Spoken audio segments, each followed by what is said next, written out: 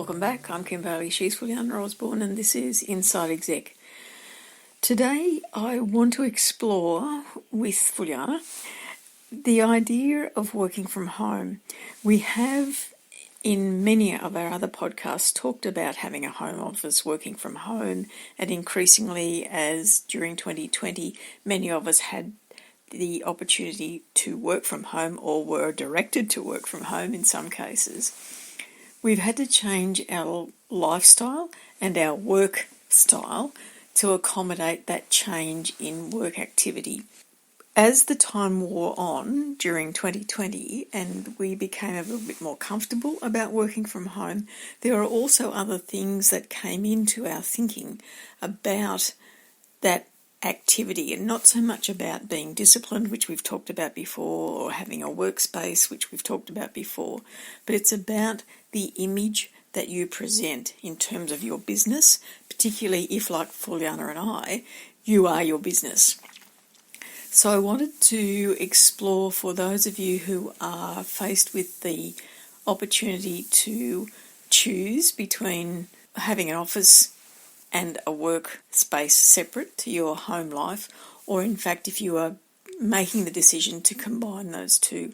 Increasingly, I believe, in the work arena there will be more opportunity for individuals to provide contract consulting, individual services to larger organisations, so more opportunity for people to be working from a home base. Added to that, for me, is that at the moment my partner and I are looking for new premises. He for the past 28 years has worked from a home office. I have worked intermittently in the corporate world, in other businesses where there's been a physical presence that required me to be there. I guess for the last 6 years I have worked from the home base, from a home office. So for us, it's been an interesting exercise to try and find somewhere that meets the criteria for us to have workspace as well as living space.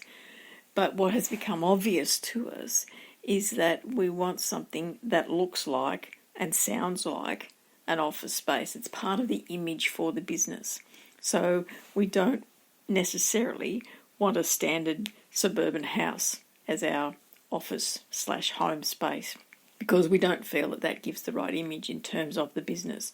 So it's a consideration that we wouldn't normally have thought about to any great extent until now, when it becomes more necessary for us to have a business presence, I guess is the best way to put it, in terms of what people might see if they drove past, what people would see if they came to have a meeting with us. Then that became another decision that we had to make about whether we wanted to actually have people have meetings with us in this space, or whether we would use the commercial spaces that are around to have those meetings. We're actually looking for premises in Newcastle, in New South Wales, which is it's not a major city like a capital centre. It really does have the feel of a country town that's become a city, and that's what we like about it. There are lots of opportunities, lots of multinational hotels in the area where we would have the opportunity to use their meeting rooms as our meeting space.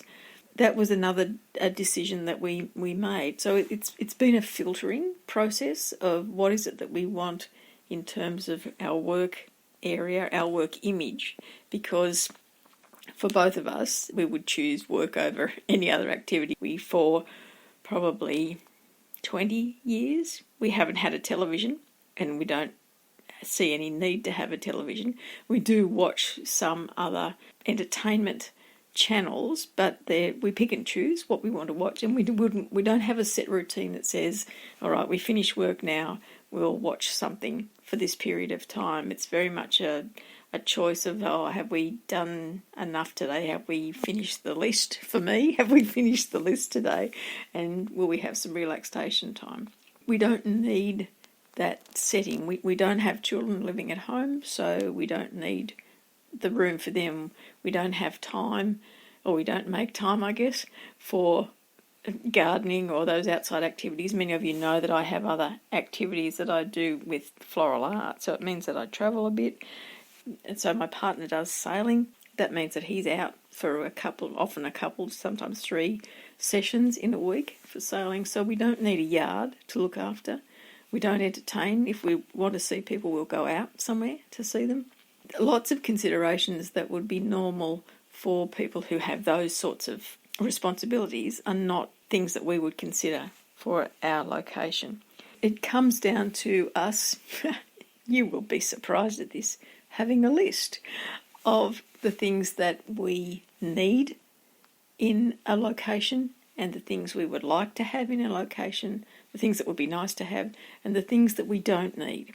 And often it's that things that we don't need that has helped us filter the properties that have been on offer. So what I'm going to suggest to you today is that you start to think about the things you don't need when you're talking about a home office, and you make sure that they are not distractions or they are not things that impinge on your ability to be professional when you're working from a home office and to have a professional image. And so it's that image thing that I want to focus on today rather than the actual workspace that you've got, because the image that you feel that you are projecting about you and your business is going to make you feel as professional as it can. I agree with you, Kim, about the importance of making sure that your home office reflects your image and your brand. It's very important. I'm going to look at this in 2 bits. One is where people like yourself and myself that is predominantly working from the office all the time, and we have planned to do so. I agree. So I'll come back to that.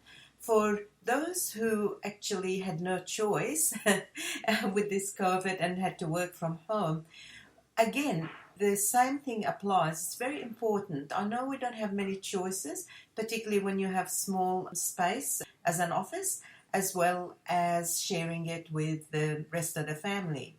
However, I think we've done it long enough now to know that there might be subtle things we could do. For example, cover things behind you if you're doing video conferencing, etc., and making sure that you're still presentable in whoever you're meeting with.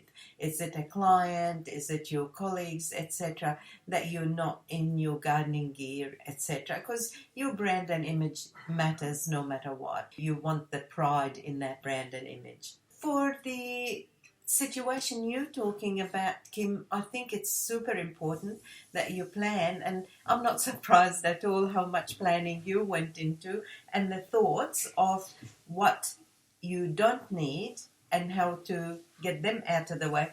That's really good, and that makes it easier and more focused. So what you're doing is saying, what is my must-haves? What is the ones that are going to complement my image? And most of the time, yes, I'm working remotely with my clients from my home office, but at times, they will come in.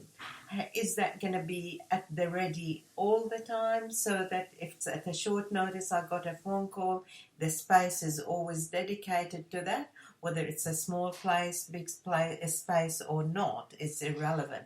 What's relevant is it professional? And that's the words you use. So to me, I agree with that. I think when we're talking about professional, we're talking about the brand, we're talking about projecting a consistency in our offering.